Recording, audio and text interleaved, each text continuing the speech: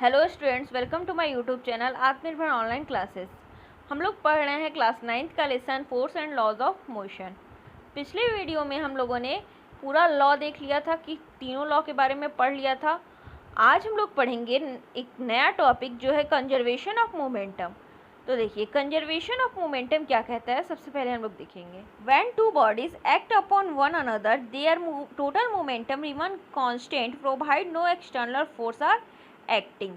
देखिए क्या कहता है ये, जब कोई दो बॉडी आपस में टकराता है एक दूसरे से तो उसका टोटल मोमेंटम जो होता है वो हमेशा कांस्टेंट होता है तब तक जब तक उस पर कोई भी एक्सटर्नल फोर्स ना लगा दिया जाए।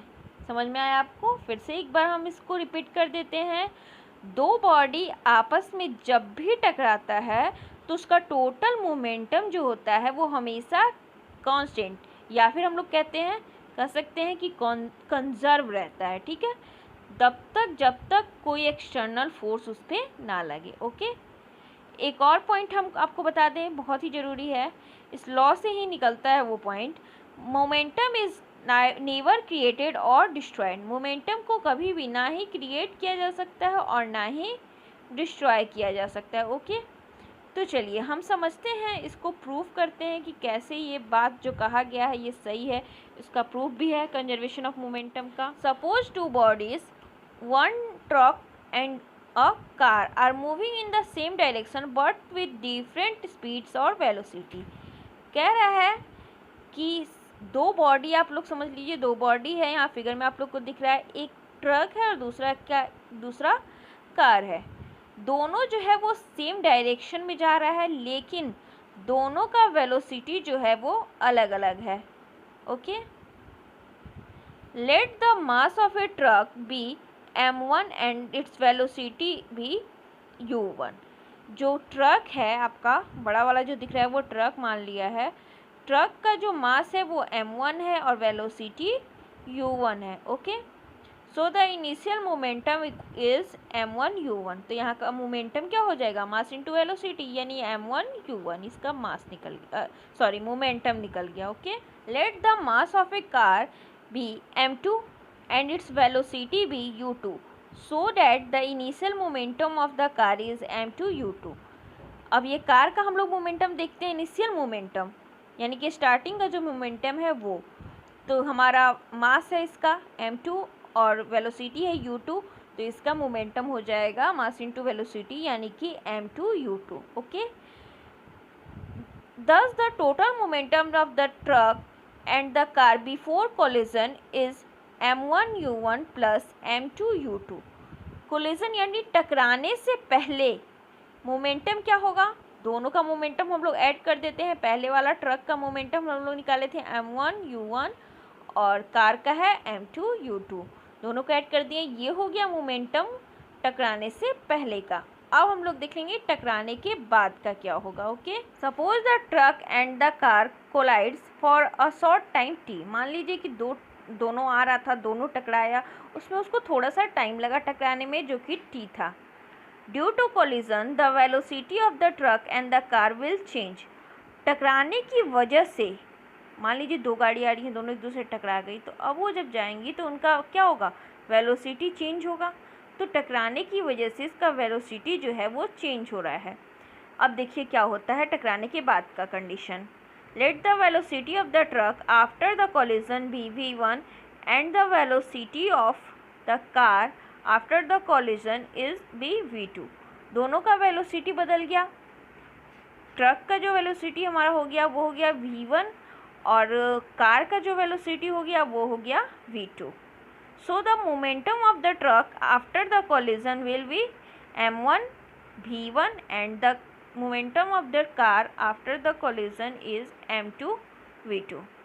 अब ये चेंज होके क्या हो गया, m1 v1 हो गया और m2 v2 हो गया। In this way the total momentum of a truck and the car after the collision will be m1 v1 plus m2 v2। Collision के बाद का जो मोमेंटम है, टोटल मोमेंटम, वो हो गया m1 v1 plus m2 v2। Okay, चलिए आगे हम लोग देखते हैं। Suppose that during collision the truck exerted a force F1 on the car. जब दोनों टकराया होगा तो दोनों एक दूसरे पे फोर्स भी लगाया होगा, तो ट्रक जो है वो कार पे फोर्स लगाया, वो फोर्स हो गया आपका F1, एंड जो कार जो है वो ट्रक पे जो फोर्स लगाया वो हो गया F2। ओके, बहुत ही नॉर्मल है ये, हम लोग पहले भी देखे हुए हैं कि जब दो बॉडी एक दूसरे में टकराता है तो क्या होता है, दोनों एक दूसरे पे इक्वल एंड अपोजिट फोर्स लगाते हैं। यही तो कहता है हमारा न्यूटन का थर्ड लॉ। चलिए आगे देखते हैं। We will now find out the value of F1 and F2। This can be done as follows. अब हम लोग क्या करेंगे, F1 और F2 का वैल्यू निकालेंगे। तो फोर्स क्या होता है, force equal to mass into acceleration, यही होता है ना हमारा। तो हमको इसके लिए क्या चाहिए, मास चाहिए और एक्सेलरेशन चाहिए। तो एक्सेलरेशन ऑफ ए कार का एक्सेलरेशन हम लोग a2 मान लेते हैं। a2 equal to initial velocity क्या है, फाइनल वेलोसिटी है v2 minus u2 upon t। तो कार का एक्सेलरेशन हम लोगों ने निकाला, कार का एक्सेलरेशन हो जाएगा a2 equal to v2 minus u2 by t। अब हम लोग फोर्स देख लेते हैं, कार कितना फोर्स लगाया होगा। Force equal to mass into acceleration, F1 हो जाएगा हमारा ट्रक के द्वारा लगाया हुआ गया फोर्स जो कार पे लगाया था वो, F1 equal to m2 into acceleration की जगह पे जो ऊपर वाली वैल्यू है वो रख देंगे हम लोग। ये हमारा फर्स्ट कंडीशन हो गया। फर्स्ट कंडीशन में हम लोगों ने निकाला जो ट्रक है वो कार पे कितना फोर्स लगाएगा। अब कार जो है वो ट्रक पे कितना फोर्स लगाएगा ये हम लोग निकालते हैं।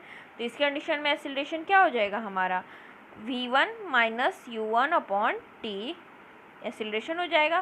फोर्स क्या हो जाएगा हमारा m1 into v1 minus u1 upon t, यह आ जाएगा हमारा F2। हमें F1 मिल गया, F2 मिल गया। अब चलते हैं हम अपने थर्ड लॉ ऑफ मोशन पे।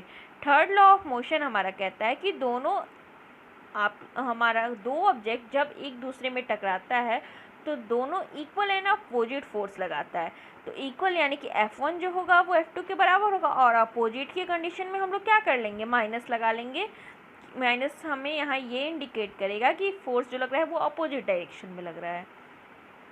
Now putting the value of F1 and F2 from equation 1 and 2, ये वो इसको हम लोगों ने इक्वेशन 1 माना है, इसको 2 माना है।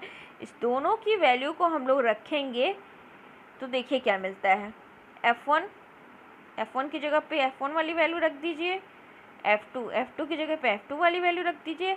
अब इसे सॉल्व किया जाए, दोनों साइड से t जो है वो कैंसिल हो जाएगा। m2 v2 m2 bracket v2 minus u2 equal to minus m1 bracket में v1 माइनस u1। इतना क्लियर है। अब हम लोग क्या करेंगे, मल्टीप्लाई करेंगे, ब्रैकेट को हटाएंगे, दोनों को मल्टीप्लाई करेंगे। ये तो बहुत ही आसान है, आप लोग भी कर लीजिएगा। मल्टीप्लाई कर लिया। अब सेम क्वांटिटी को एक साइड करेंगे, जैसे कि इनिशियल वेलोसिटी वालों को एक साइड करेंगे। तो ये आपका फाइनल वेलोसिटी है, इसको इधर ले जाएंगे।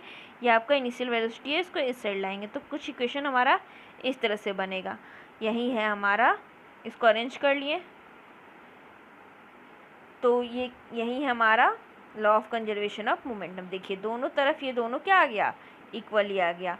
तो यहाँ क्या प्रूफ हुआ, टोटल मोमेंटम बिफोर कॉलिजन, ये हमारा यही था ना, हमारा जो हम लोगों ने स्टार्टिंग में लिया था, m1 u1 plus m2 u2 equal to m1 v1 plus m2 v2 दोनों हमारा इक्वल आ गया। यानी कि हमारा total momentum of before collision equal to total momentum after collision.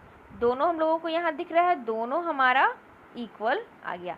यही तो था हमारा law of conservation of momentum, कि टकराने से पहले का और टकराने के बाद का दोनों का जो मोमेंटम होता है वो इक्वल होता है तब तक जब तक कोई एक्सटर्नल फोर्स उस पर ना लगे। ओके, ये जो हमारे यहाँ पे फॉर्मूला निकल के आया, इससे रिलेटेड बहुत सारे क्वेश्चन पूछे जाते हैं।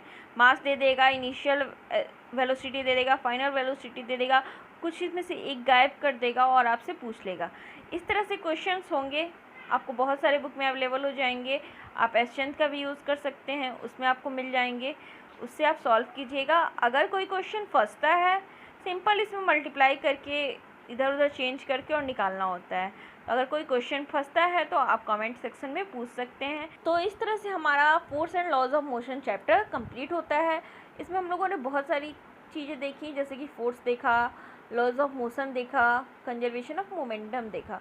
ये बहुत ही छोटा चैप्टर था, जैसा कि मैंने आपसे स्टार्टिंग में ही कहा था, लेकिन इससे न्यूमेरिकल पूछे जाते हैं, तो आप लोग न्यूमेरिकल सॉल्व कीजिएगा। डाउट हो तो कमेंट सेक्शन में आप पूछ सकते हैं। तब तक के लिए अगर आपको वीडियो अच्छी लगी हो तो वीडियो को लाइक करें, शेयर करें और चैनल को सब्सक्राइब जरूर करें। Thank you for watching my videos.